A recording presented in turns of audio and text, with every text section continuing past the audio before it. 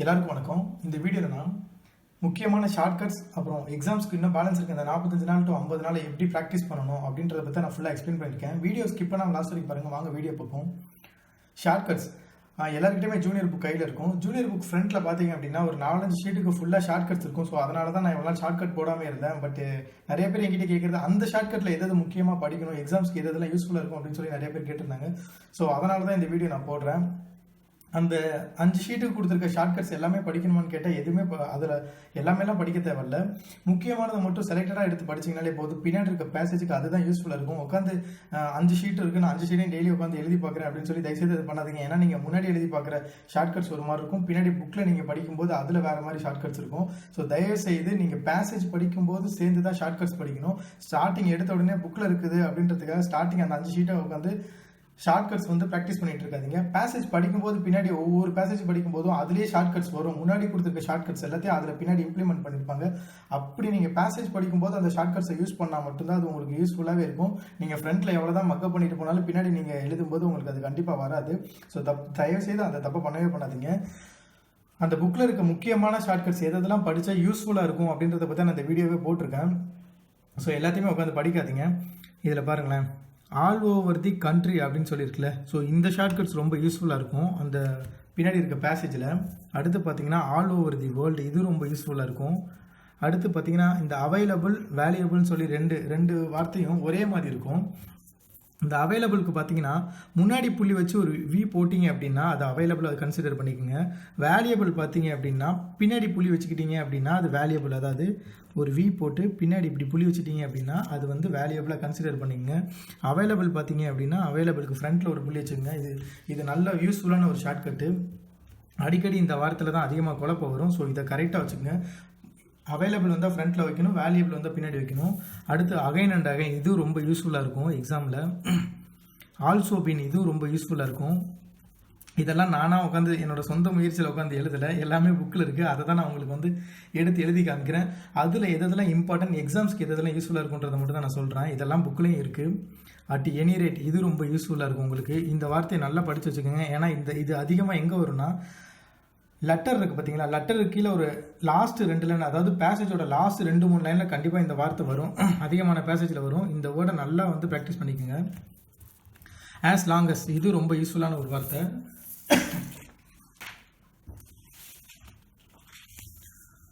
அடுத்து பார்த்தீங்கன்னா ஆஸ் வெல்லஸ், இதுவும் ரொம்ப யூஸ்ஃபுல்லாக இருக்கும். இந்த வார்த்தையும் யூஸ் பண்ணிக்கோங்க. ஆஸ் வெல்லஸ் ஸ்டோக் பார்த்துக்கோங்க எப்படி போடுறேன்னு ஷார்ட்கட்ஸு. ஆஸ் ரிகார்ட்ஸ், இந்த வார்த்தையை ரொம்ப அடிக்கடி வந்துகிட்டே இருக்கும். ரொம்ப யூஸ்ஃபுல்லான வார்த்தை, நல்லா ப்ராக்டிஸ் பண்ணி வச்சுக்கோங்க. இதுக்கெல்லாம் உட்காந்து இண்டிவிஜுவல் ஸ்டோக் போட்டுட்டு இருக்காதிங்க. இந்த வார்த்தை 2 சேர்த்து தான் படிப்பாங்க. அது உங்களுக்கு கண்டிப்பாக யூஸ்ஃபுல்லாக இருக்கும். அடுத்து பார்த்தீங்கன்னா அட் தி சேம் டைம், இதுவும் ரொம்ப யூஸ்ஃபுல்லாக இருக்கும். இந்த வார்த்தையை கரெக்டாக ஒன்றா தான் படிப்பாங்க, அட் தி சேம் டைம் தான் படிப்பாங்க. அடுத்து பாருங்கள் அட் ஒன்ஸ், இந்த வார்த்தையை நல்லா ப்ராக்டிஸ் பண்ணிக்கோங்க. ஏன்னா அட்டு போட்டு தனியாக ஒன்ஸ்லாம் போட்டுட்டு இருக்காதிங்க, அதுக்கு ரொம்ப டைம் ஆகும். அட் ஒன்ஸ்ன்றதும் சேர்த்து தான் படிப்பாங்க. ஸோ இது ரொம்ப யூஸ்ஃபுல்லாக இருக்கும். லார்ஜ் நம்பர் ஆஃப், இதுவும் ரொம்ப யூஸ்ஃபுல்லாக இருக்கும். பட் இதில் சம்டைம்ஸ்னால் லார்ஜ் நம்பர் ஆஃப் அப்படி சொல்லிட்டாங்கன்னா தனியாக ஸ்டோக் எழுத கற்றுக்குங்க. ஏன்னா இது ரெண்டையும் நீங்கள் தீன்ற மாதிரி கன்சிடர் பண்ணி இது என்ன ஸ்டோக்குனே வந்து உங்களுக்கு தெரியாத மாதிரி நீங்கள் டிக்டேஷன் எழுதும்போது எழுதிடக்கூடாது. அதை பார்த்துக்குங்க. ஏன்னா இப்படி புள்ளி வச்சு இப்படி எழுதிட்டீங்க அப்படின்னா அது என்னன்னே புரியாமல் போயிடும். இந்த லார்ஜ் நம்பர் ஆஃபுக்கு கரெக்டான ஸ்டோக் போடுங்க. என் நம்பர் ஆஃப்னா 2 டாட் வச்சிங்கன்னா என் நம்பர் ஆஃப். ஸோ இது அதிகமாக இந்த இது வராது. பட் ஆனால் தெரிஞ்சு வச்சுக்கோங்க. திடீர்னு சம்டைம்ஸ் பேசேஜோட எண்டில் சொல்லிட்டாங்க அப்படின்னா வந்து அது அந்த இடத்துல உங்களுக்கு எழுத தெரியாமல் இருக்கக்கூடாது. இதையும் பார்த்து வச்சுக்கோங்க. As a matter of fact, ரொம்ப இம்பார்ட்டண்டாக வந்து அதிகமாக வரும். அட் ஆல் டைம்ஸ், இதுவும் ஞாபகம் வச்சுக்கோங்க. இது பேசேஜோட கடைசி ஒரு 2-3 லைனில் வரும். ஸோ இதுக்கப்புறம் என்னோட டெய்லி வீடியோவில் வந்து முக்கியமான ஷார்ட்கட்ஸ் மட்டும் நான் உங்களுக்கு சொல்கிறேன். இதெல்லாம் மார்க் பண்ணி வச்சுட்டு டெய்லி ரீட் பண்ண ஆரம்பிங்க. அது உங்களுக்கு ரொம்ப யூஸ்ஃபுல்லாக இருக்கும். ஸோ எல்லா ஷார்ட்கட்ஸையும் உட்காந்து தயவுசெய்து படிக்காதீங்க. நீங்கள் பேசேஜ் படிக்கும்போது என்னென்ன ஷார்ட்கட்ஸ்லாம் வருதோ அதை மட்டும் தெரிஞ்சு வச்சுக்கோங்க. இந்த மாதிரி முக்கியமாக எதெல்லாம் எக்ஸாம்ஸில் அதிகமாக யூஸ் பண்ணுவோம், பேசேஜில் அதிகமாக எதெல்லாம் யூஸ் பண்ணுறோம் அப்படின்ற ஷார்ட்கட்ஸ் மட்டும் தெரிஞ்சு வச்சுக்கிட்டாலே போதும். வேறு எதுவுமே உட்காந்து ஷார்ட்கட்ஸ்க்குன்னு சொல்லி தனியாக டைம் ஸ்பெண்ட் பண்ணவே பண்ணாதீங்க. அது தேவையில்லாத ஒரு வேலை. இப்போ நான் வந்து ஜனவரி மாதமும் பிப்ரவரி மாதம் இருக்க ஒரு 15-20 நாளை எப்படி கால்குலேட் பண்ணி ஒரு 45-50 நாள் எப்படி ப்ராக்டிஸ் பண்ணால் பாஸ் பண்ண முடியும் அப்படின்ற பற்றி நான் இப்போ சொல்ல போகிறேன். எக்ஸாம்ஸ்க்கு பார்த்துட்டிங்க அப்படின்னா இன்னும் ஒரு 45லேருந்து ஒரு 50 நாள் இருக்குது நம்ம கையில். நான் எக்ஸாம் டேட் வரல, அதனால சொல்கிறேன் ஒரு தோராயமாக. ஏன்னா எக்ஸாம் வந்து பிப்ரவரி மாதம் 2nd வீக் இல்லை அதிகபட்சம் போனால் 3rd வீக்கில் எக்ஸாம்ஸ் வந்துடும். இந்த 45-50 நாள் எப்படி படிக்கணும்னா ஆல்ரெடி ஃபுல்லாக படித்து முடித்தவங்க நீங்கள் எப்படி ப்ராக்டிஸ் பண்ணுவீங்களோ அதே மாதிரி ப்ராக்டிஸ் பண்ணுங்கள். அதாவது டெய்லி ஒரு பேசேஜ் டிக்டேஷன், டிரான்ஸ்கிரிப்ஷன். டிக்டேஷன் எப்படி இருக்குன்னா ஒரு வாட்டி தான் டிக்டேஷன் எழுதக்கூடாது. நீங்கள் மினிமம் 5 to 10 times தான் டிக்டேஷன் எழுதணும்.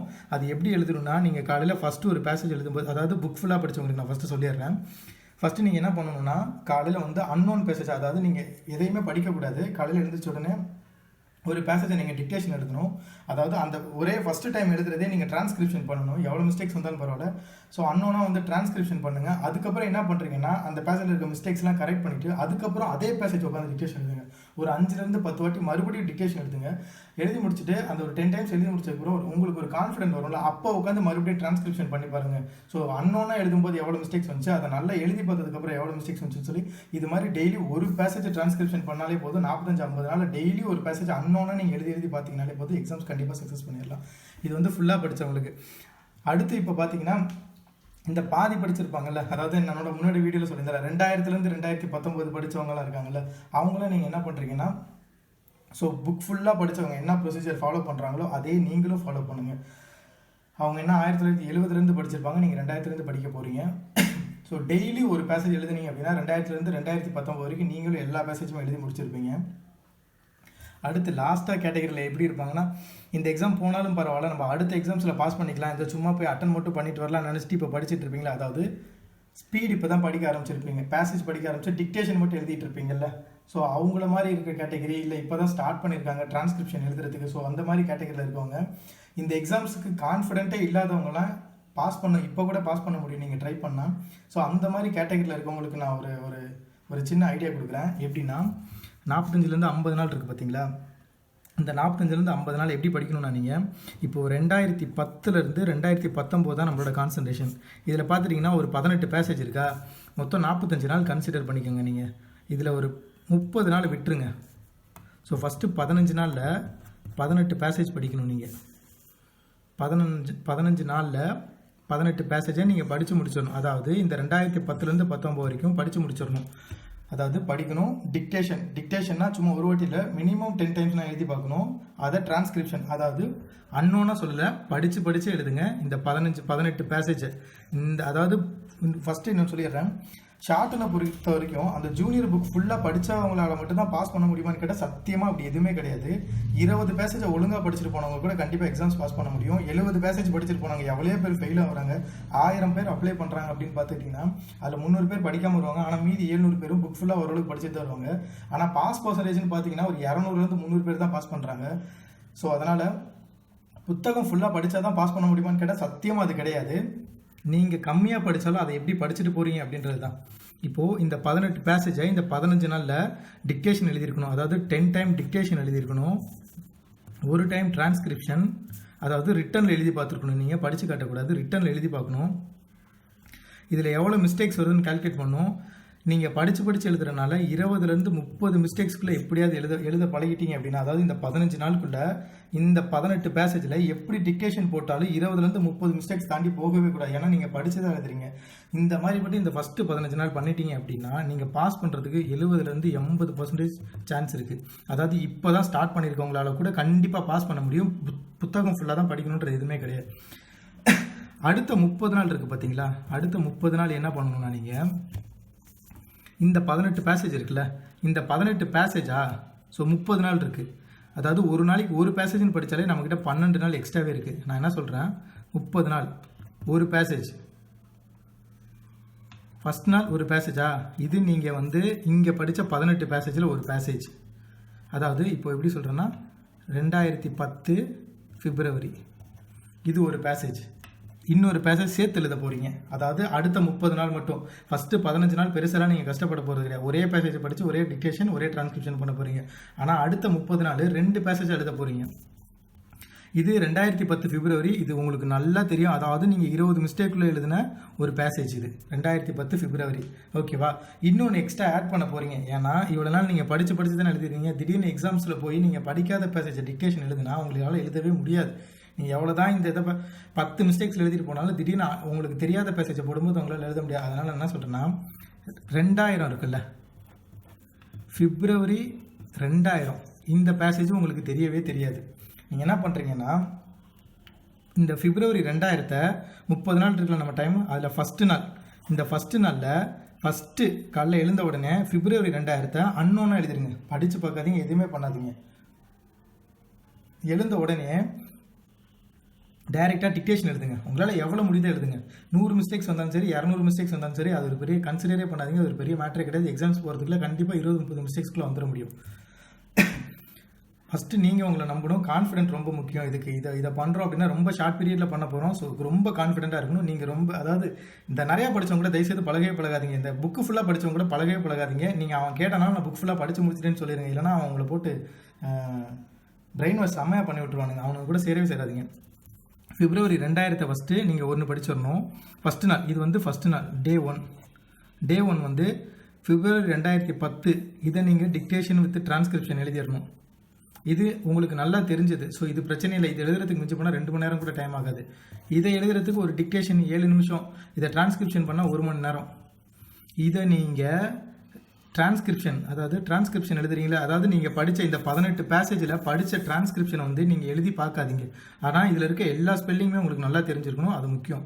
இதை நீங்கள் படித்து பார்க்காதீங்க. இதை நீங்கள் எழுதி பார்க்காதீங்க. அதாவது 1 மணி நேரம் உட்காந்து இதுக்காக டைம் ஸ்பெண்ட் பண்ணி எழுதாதீங்க. இதை யாராவது பக்கத்தில் இருந்தால் உட்காந்து படித்து காமிச்சிருங்க. படித்து காமிச்சிட்டு இல்லை நீங்களே சும்மா கரெக்ஷன் பண்ணிக்கோங்க. ரிட்டனில் எழுதாதீங்க. சும்மா படித்து மட்டும் பார்த்துக்குங்க. ஆனால் இந்த பிப்ரவரி 2000 பார்த்தீங்களா, இது உங்களுக்கு தெரியவே தெரியாது. இதை நீங்கள் அன்னோன்னா எழுதணும். அப்போ தான் உங்களுக்கு எவ்வளோ ஸ்பெல்லிங் மிஸ்டேக்ஸ் வருது, எங்கெங்கே ஸ்பெல்லிங்ஸ் உங்களுக்கு டெய்லியும் தெரிஞ்ச ஸ்பெல்லிங்கே இந்த இடத்துல தப்பாக எழுதுவீங்க. ஸோ அதை சரி பண்ணணும். இதை நீங்கள் அன்னோன்னா எழுதும்போது ஃபஸ்ட்டு நாள் எப்படியாவது ஒரு 100லேருந்து 150 மிஸ்டேக்ஸ்குள்ளே எழுதிட்டீங்க அப்படின்னா ஒரு 15 நாளுக்குள்ளே 50 மிஸ்டேக்ஸ்குள்ளே வந்துடுவீங்க. அதாவது உங்களுக்கு தெரியாத பேசேஜ்லேயே. நீங்கள் எவ்வளோ தான் புக் ஃபுல்லாக படிச்சுட்டு போனாலும் எக்ஸாம் ஹாலில் கண்டிப்பாக 5லேருந்து 10 வார்த்தை உங்களுக்கு தெரியாத வார்த்தை தான் வரும். எவ்வளோ வேணால் ப்ராக்டிஸ் பண்ணிட்டு போனாலும் நல்லா ஃபுல்லாகவே ப்ராக்டிஸ் பண்ணிட்டு போனாலும் 3 வார்த்தைனா சாலிடாக உங்களுக்கு தெரியாத வார்த்தை தான் வருவாங்க எக்ஸாம் ஹாலில். ஸோ நீங்கள் இந்த மாதிரி ஒரு நாள் 2010 பிப்ரவரி இப்படி எழுதுனதுக்கப்புறம் அடுத்தது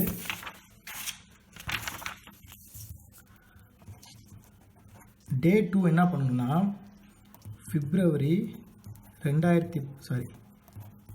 ஆகஸ்ட் 2010 இந்த பேசேஜ் ஒன்றா, ரெண்டாவது பேசேஜ் என்ன எழுதணும்னா ஆகஸ்ட் 2000. இது ரெண்டையும் அன்னோன்னா நீங்கள் எழுதணும். இதில் எதையுமே நீங்கள் படிக்கக்கூடாது. அதாவது டிரான்ஸ்கிரிப்ஷன் எழுதி முடிச்சதுக்கப்புறம் உட்காந்து நீங்கள் பேசேஜை படித்து பார்க்குறதா இருக்கட்டும், இல்லை மறுபடியும் 10 வாட்டி டிக்டேஷன் எழுதி பார்க்குறதா, அதை அப்போ பண்ணுங்கள். நீங்கள் டிரான்ஸ்கிரிப்ஷன் பண்ணுறதுக்கு முன்னாடி அதை படித்து எழுதாதீங்க. ஏன்னா எக்ஸாம் ஹாலில் நீங்கள் எடுத்த உடனே வந்து திடீர்னு அன்னோனா எழுதிட முடியாது. நீங்கள் இங்கேருந்து அன்னோனா ப்ராக்டிஸ் பண்ணிட்டு போனால், அதாவது சிம்பிளாக சொல்ல போனால் இந்த பேசேஜ் உங்கள் ஆறுதலுக்கு, நீங்கள் நல்லா படித்த பேசேஜ் 20 மிஸ்டேக்ஸில் 30 வருது, உங்கள் ஆறுதலுக்காக நீங்கள் எழுத போகிறீங்க. இதுதான் உங்களோட திறமையை நீங்கள் வந்து செக் பண்ணி பார்க்க போகிறீங்க. இதை நீங்கள் எப்போ ஒரு 15லேருந்து 20 நாளுக்குள்ளே 50 மிஸ்டேக்ஸ்குள்ளே எழுத ஆரம்பிச்சிட்டிங்க அப்படின்னா எக்ஸாமில் பாஸ் பண்ணால் கண்டிப்பாக ஒரு 70-80% சான்ஸ் இருக்குது. இருக்கிற 45 நாள் ஒழுங்காக படித்தாலும் கண்டிப்பாக எக்ஸாம்ஸ் பாஸ் பண்ண முடியும். இவ்வளோ விட்டுட்டோம் இதுக்கப்புறம் படிக்க முடியும்னு நினைக்காதீங்க. ரொம்ப ஈஸியாக எக்ஸாம்ஸ் பாஸ் பண்ணிடலாம். அடுத்தது டே 3. ஸோ இந்த மாதிரி ஒவ்வொரு நாளும் அந்த 18 நாள் இந்த சைடு அதாவது படித்த பேசேஜும், இந்த சைடு 18 பேசேஜ் வந்து படிக்காத பேசேஜும் இப்படி மாற்றி எழுதிட்டு வந்தீங்கன்னா 30 நாள் வரைக்கும் ஃபஸ்ட்டு ஒரு 18 வரைக்கும் எழுதி முடிச்சிட்டிங்கனாலே உங்களுக்கே ஒரு நல்ல கான்ஃபிடென்ட் வந்துடும். அடுத்த 12 நாள் அதாவது பிப்ரவரி மாதம் என்ன பண்ணணுன்றதை நான் வந்து என்னோட இன்னொரு 2-3 வீடியோவில் நான் சொல்கிறேன் உங்களுக்கு. எப்படி கடைசி அந்த ஒரு 10 நாள் 15 நாள் எப்படி படிக்கணும்னு சொல்லி. ஸோ ஃபஸ்ட்டு இதை பண்ணுங்கள். இதில் ஒரு 9 வருஷம், இதில் ஒரு 9 வருஷம், 18 வருஷம் படிச்சுட்டு போனீங்க அப்படின்னா எக்ஸாமில் அதுக்கு மேலே எதுவுமே மாறியே வராது. இதில் இருக்க இந்த 18 வருஷத்தில் இருக்க வார்த்தை தான் சுற்றி இங்கிலீஷில் வந்துகிட்டே இருக்கும். ஸோ இதை நல்லா படிச்சிங்க அப்படின்னா கண்டிப்பாக எக்ஸாம்ஸ் பாஸ் பண்ண முடியும். இருக்கிற 45 நாளில் ஒர்த்தாக படிச்சிங்க அப்படின்னா எக்ஸாம்ஸ் பாஸ் பண்ண முடியும். புதுசாக படிக்கிறவங்களால மட்டும்தான் படிக்க முடியாது. டிக்டேஷன் ஆல்ரெடி எழுதிட்டு இருக்காங்க, கண்டிப்பாக இதை பாஸ் பண்ண முடியும். ஸோ இதை நான் இப்போ இவ்வளோ நேரம் நான் சொன்னது வந்து அட்லீஸ்ட் நீங்கள் எல்லாரும் டிக்டேஷன் எழுத ஆரம்பிச்சிருந்துருக்கணும். டிக்டேஷன் எழுதாதவங்களுக்கு இது கண்டிப்பாக செட் ஆகாது. டிரான்ஸ்கிரிப்ஷன் ஸ்டார்ட் பண்ணாதவங்க கூட பரவாயில்ல. இதுக்கப்புறம் டிரான்ஸ்கிரிப்ஷன் ஸ்டார்ட் பண்ணால் கூட கண்டிப்பாக பாஸ் பண்ண நிறைய சான்ஸ் இருக்குது. ஸோ டிக்டேஷனே ஸ்டார்ட் பண்ணாதவங்களுக்கு கண்டிப்பாக இது செட் ஆகாது. நீங்கள் அடுத்த எக்ஸாம்ஸ் தான் கண்டிப்பாக எழுதுகிற மாதிரி இருக்கும். என்னோட அடுத்த வீடியோவில் நான் இன்னும் நிறைய ஷார்ட்கட்ஸ் நான் போடுறேன். வீடியோ ஃபாலோ பண்ணுங்கள். தேங்க்ஸ் ஃபார் வாட்சிங்.